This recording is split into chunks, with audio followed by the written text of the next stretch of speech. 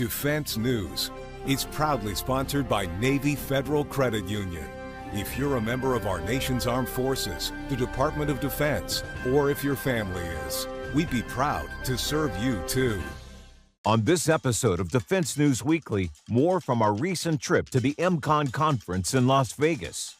First, we visit with a former UFC fighter to hear about her involvement with We Defy, an organization seeking to help veterans find community through jiu-jitsu. Plus, we hear from a company that began in aerospace engineering and used those skills to build precision firearms.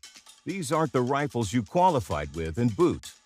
Finally, how has revenue from arms makers fared recently?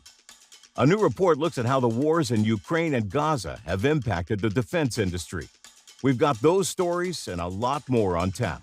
So join us for the latest in news and analysis from the Pentagon to the platoon here on Defense News Weekly.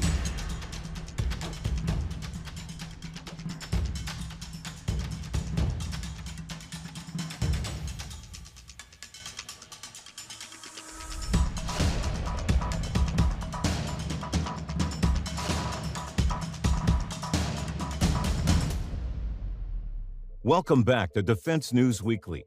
Michelle Waterson-Gomez has had a long and successful career in the ring, competing at the highest levels of the UFC.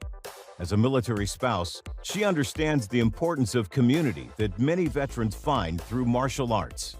At the recent MCON conference, Michelle spoke to us about her work with We Defy, an organization that seeks to help veterans find support through scholarships to join jiu-jitsu schools. Take a look.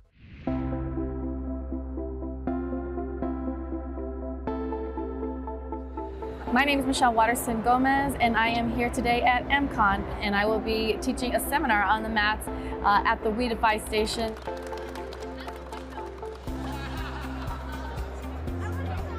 So the seminar today is going to be a quick seminar. We only have about an hour and a half, so we're going to just start with the basics. Every fight starts standing, so we're going to start the fight standing and kind of teach you how to get in on a good single leg takedown, so a little bit of wrestling. And then once we hit the mats, we're going to kind of show you what we're going to do, what are some different submissions that we can attack once we hit the mats from that takedown. I've been doing martial arts for as long as I can remember, since I was about 10 years old. And then when I got old enough, I started fighting. So I fought professionally for over 18 years. I have my black belt in American Freestyle Karate. I also have my black belt in Brazilian Jiu-Jitsu.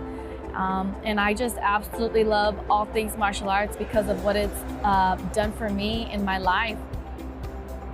What brought me here is linking up with a company called We Defy, which is a nonprofit organization that I'm really passionate about. I am a military spouse. I come from a military family, and I really love and support our military who serve now and who are veterans. And I believe that there's a very, very strong correlation between people in the military and people who do martial arts, because it is very singular focus, singular mindset, and we bond through doing hard things. And so what We Defy does is get veterans on the mats, and I think it's a beautiful thing, because a lot of times veterans kind of lose their way when they step away from the military. They lose their brotherhood, they lose the structure, they lose the camaraderie that they felt, the discipline that they felt. And in doing jiu-jitsu, you will find all of those things. So anytime I get the chance to kind of share my love and my passion with the rest of the world, I'm jumping to the opportunity. So what We Defy does is they sponsor veterans to be sponsored athletes at jiu-jitsu schools in their community. And so they have to vet the jiu-jitsu school, make sure that it's a legitimate school. But it really does kind of give them a space to lean into themselves, to give them something to look forward to every day, a community that they can grow with, go and kind of just be themselves. If you've ever been on the mats in jiu-jitsu, you understand that you don't have to explain yourself to anybody. Nobody's gonna treat you any differently, and that's what a lot of these veterans want. They just wanted to be treated like a normal person to come in. They want to get hard work in, and they want to sweat. They want to experience some type of adversity that's going to make them grow.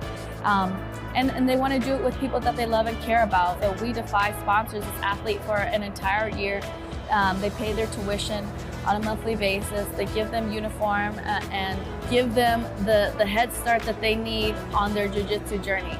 So if you're a veteran interested in receiving a scholarship from We Defy and starting your jiu-jitsu journey, go to the We Defy website, fill out the application, and if you get that scholarship, they'll be able to link you up with an affiliate school in your community. When we come back, we visit MCON's Range Day to talk firearm safety, see a new modular handgun, and discover what happens when a group of aerospace engineers turn their talents to building precision rifles. Stay tuned.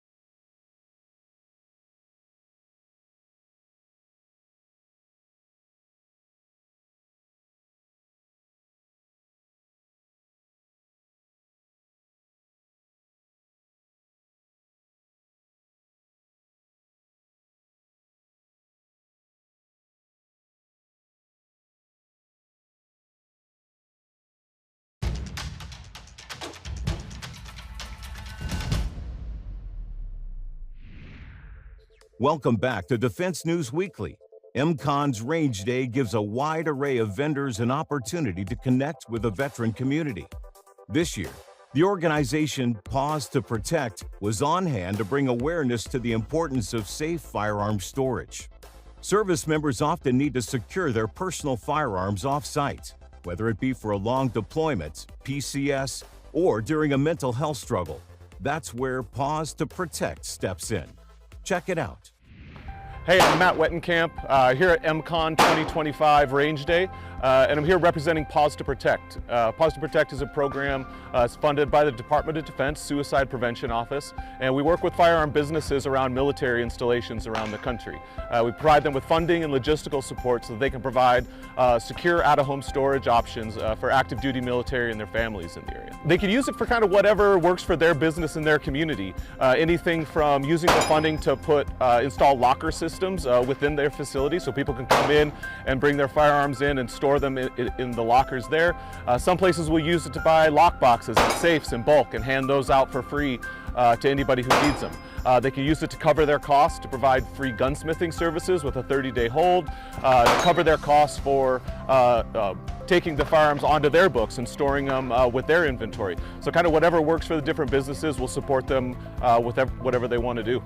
So having access to the most lethal means in that moment of crisis has a lot to do with what we see with the suicide numbers. So typically what we see with suicide, it's a very impulsive act. It's an impulsive act in a moment of crisis, the worst day of someone's life, and having access to that tool that is lethal 90+% of the time, rather than anything else, has a lot to do with those suicide numbers. So in that moment of crisis, if you have a place that you can take your gun to get it out of the home temporarily, and it could be for any reason. Obviously it's funded by the Suicide Prevention Office, so suicide prevention is our focus, but it could be for anything. It could be someone's going on deployment, they're moving, they've got contractors and construction going on at their home. So if anybody ever needs to get guns out of the house temporarily for any reason, they can take them to one of these businesses and store their guns there. So what we're doing today, we've got a stop box mounted to the table out there, and we're timing folks, and we'll see them how long it takes them to get the box open, get the magazine inserted, and get rounds on target. So 2 rounds on 2 separate targets, so a total of 4 rounds. How long does it take you to get the box open, magazine inserted, and 4 rounds on target? And the fastest time today is going to win a free gun. The most common points of pushback that I will get when talking about why you should keep your guns locked up and secured at all times is if it's, they'll say, if it's locked up in a safe or in a lockbox, then I don't have immediate access to it in an emergency. There's a home break-in, I need the access to that gun and I want access to it immediately. And so what we're trying to demonstrate here today is that you can access it quickly. There's a lot of great options out there on the market, from biometric stuff to something like we're using today, a stop box that uses no electronics whatsoever. You can still access it extremely quickly. Some of the times we're seeing today, under 5 seconds to open the box, magazine inserted, and get 4 rounds downrange. If you have any questions about Pause to Protect or what we're doing, go to our website, pausetoprotect.org, O-R-G, contact info there, resources, whatever you need. Up next, Stellar Arms started out as a group of aerospace engineers with a passion for firearms. See what happens when you bring that level of expertise to milling precision AR rifles. How you guys doing? Scott Melton with Stellar Arms. We're out here at MCON 2025 Range Day. We're out here showcasing our products. Right here with me today, I'm holding our Specialist, which is a 13.9 AR. We're a manufacturer, small manufacturer out of Lincoln, Nebraska. Our roots and our start of our company was born in aerospace, building parts for SpaceX, NASA. We do contracts for like Department of Nuclear Energy, stuff like that. Doing a lot of one-off really special parts. And so we have a passion for firearms. So about 15 years ago, we started doing some custom ones. And over those 15 years, we've evolved, and now we've gotten to a point where we're actually launching some lines and a lot of special releases. One of the things about us is coming out of that aerospace roots. We build it like you would on an airplane built. So we've got really tight tolerances. Every single rifle is built by one armorer. That means it gets all the parts from the machining, everything gets anodized, coated, whatever that may be. And one armorer puts this together. Puts it together from start to finish, checks all the systems, function checks, and does test firing on it. So a lot of passion and pride goes into building these. And so we're excited to be out here and sharing this with the MCON family. With the tight tolerances that we're using our same kind of aerospace standards, the mate between the upper and lower is really important for accuracy and functionality of the weapon. So with all that made really tight, it makes sure that it's a reliable weapon and stays on target. So with all of our rifles, we guarantee MOA accuracy, which is a high precision accuracy for an AR platform. We actually have this very same gun, this 13.9, have a guy that's shooting it out to 1,200 meters, and staying on target. A couple of the other features we have with ours that are unique and proprietary to us is our charging handle, and this is called our throttle charging handle. So it has really oversized levers on it, so it's really easy to grab, especially if you have gloves on, like you see here with the LPVO. Optics sometimes get in the way of general charging handles. And then this one actually has in here is a gas management system. So when shooting suppressed, you build a lot of back pressure up, that gas can get blown back in your face. So we have some porting within the charging handle that takes that gas and blows it out past the chamber here, so diverting all of that gas forward and away from the shooter, giving a much better shooting experience. This particular one here is chambered in 5.56. But we do make the same in 6mm arc. We have 300 blackout models and like an 8-inch short, great for home defense. And we also have 22 arc and a couple different calibers. We also have, and beyond what I'm holding here today, the Specialist, we have our Technician, which is a 16-inch, a little bit longer.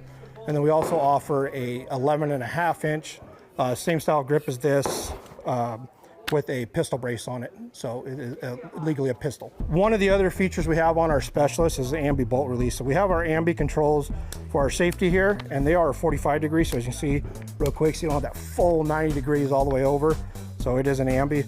We also have our ambi bolt release. So for us right-handed guys, as you go to load a mag, versus having to put your thumb up here and hand up here, so the mag goes in, and then you simply can release the bolt there. So a lot quicker reloads, keeping you on target, less focused on touching the other parts of the weapon. Like I was saying, we put a lot of pride and passion into what we build, and we back that up with a warranty. So we have a limited lifetime warranty. So anything goes on with this rifle, you get a hold of us, send it back, we will fix it. You wear a barrel out, we're gonna fix it. So we put a lot of pride in what we do, and we back what we say in that. So MCON Firearms is a fairly new name in the industry. At MCON, they showcased the new modular handgun. Hi, I'm Kyle Yoshimura, head armorer over at MCON Firearms, over here at MCON 2025, showcasing the Archon Type B Gen 2 pistol. Archon Firearms is located here in Las Vegas, Nevada. The new features with the Gen 2 are going to be the modular grip system, and it also is optic cut ready.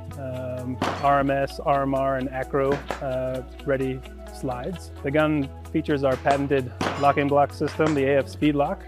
This allows the barrel to sit as low as possible in the gun, actually the lowest bore axis in the industry as far as striker-fired handguns go. And happy to get the release of the Gen 2 here to you guys for the civilian market, and also aimed at law enforcement and military as well. So this is the Archon Type B Gen 2 here today. They're all optic ready, and this is also showcasing our modular grip assembly here. As you can see, we've got 3 different sizes we can go between here. It's all user serviceable. You just push out a couple pins and you can change it to the size or texture that you would like. So instead of producing 3 different grip sizes, the idea was you can have all 3 in one gun, essentially. So this is the gun in the full-size configuration here. By adding or removing these sections here, you can go between the subcompact size here, the compact, and the full size.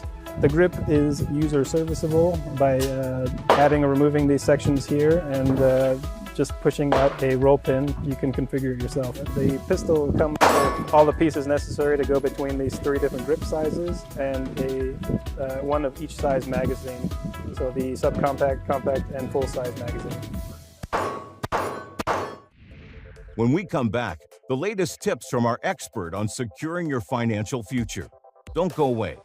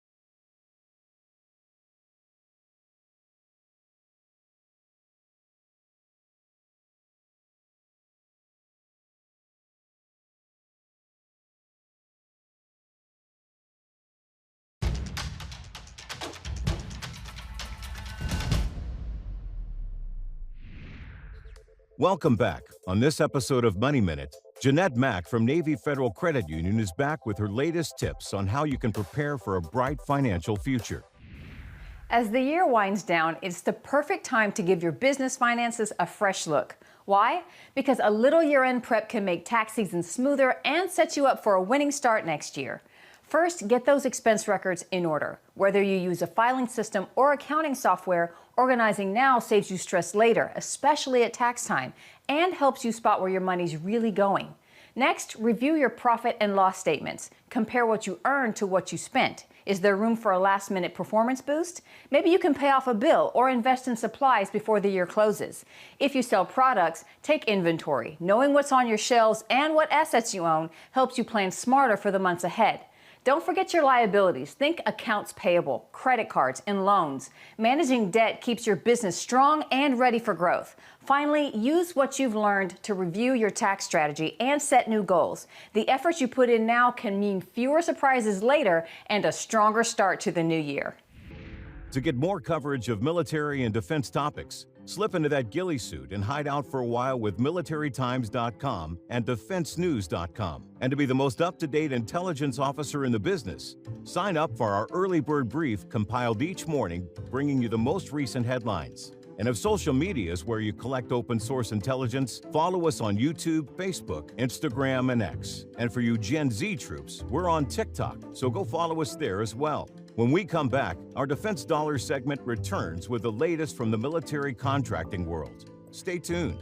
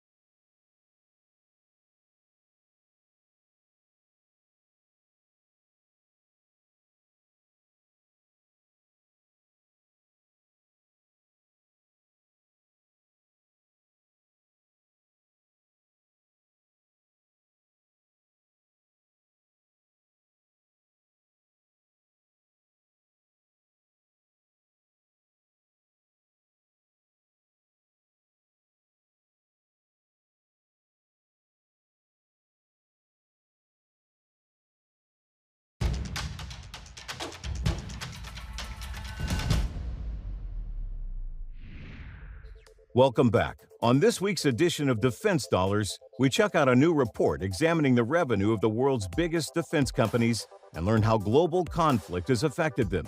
Check it out. Welcome to Defense Dollars, a weekly update on the defense and aerospace markets around the world and what's making the numbers move. Let's dive in. First up, we know it's 2025, but how did defense companies fare last year, and what can it tell us about the future? A new report from the Stockholm International Peace Research Institute found that conflict in Ukraine and Gaza and many countries' decision to increase their defense spending pushed up profits in this sector. The world's largest arms-producing country saw a 5.9% increase in revenue in 2024, the institute said. That according to a report from the AP. Much of that revenue was earned by companies based in the U.S. and Europe, though companies around the globe saw rises. A notable exception was China, where arms industry issues led to a slight decrease. In all, U.S. and European countries earned close to $500 billion in revenue, fueled by the perceived threat to NATO nations by Russia. Speaking of Russia, the two companies in the Institute's list also saw increases driven by the war, that despite international sanctions on Russian firms. Arms revenue also grew in the Middle East, led by Israeli companies, as that country fought a war in Gaza. In total, the 100 largest arms-producing company revenues totaled $679 billion in 2024, the SIPRI's report says. So that was 2024, but how are major defense companies faring recently? While a lot of the heavy hitters, your Boeing, RTX, Lockheeds, and the like, have all seen rising stock prices throughout the year, recent world events have taken a bite out of profits. The reason? Talks brokered by the United States between Ukraine and Russia point to a possible resolution, pulling down possible future arms sales from recent highs. We are fully engaged in negotiations, and we're only stepping up our efforts. Our team is now looking ahead to next very important meetings. Today, Ukraine is closer to peace than ever before, and there is a real chance. Earlier this week, many of the U.S.'s top defense companies saw their stock prices dip into the red, and where they go from here is anyone's guess. In November, Defense Secretary Pete Hegseth said the Pentagon would radically reform its acquisition process, changing the fundamentals of how it procures military systems going forward. We must wage an all-out campaign to streamline the Pentagon's process to unshackle our people from unproductive work and to shift our resources from the bureaucracy to the battlefield. Over in the shipbuilding sector, things were a little more mixed for Italian company Fincantieri. The military shipmaker holds the contract for 4 new ships in the U.S. Navy's Constellation-class frigate program. But in late November, the Secretary of the Navy announced he was canceling the new line of vessels.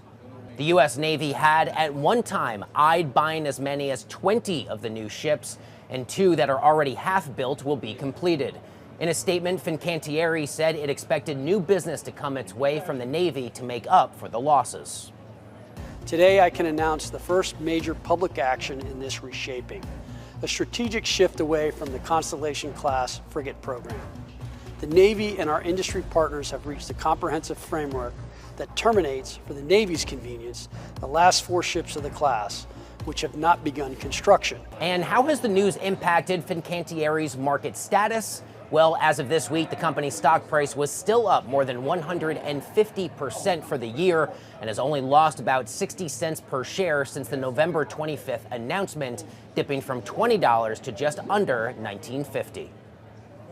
Finally, quick alert for those deep in military tech and following the Pentagon's emerging needs. The Marines are looking for a new GPS landing system meant for far-flung battlefields.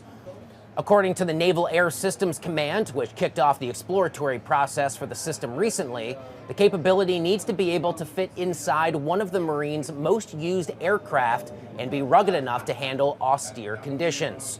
That lines up with a system made by Collins Aerospace, owned by RTX, formerly Raytheon, called the Expeditionary Joint Precision Approach Landing System, which is a mouthful to describe a GPS system designed to make aircraft landings simpler and safer.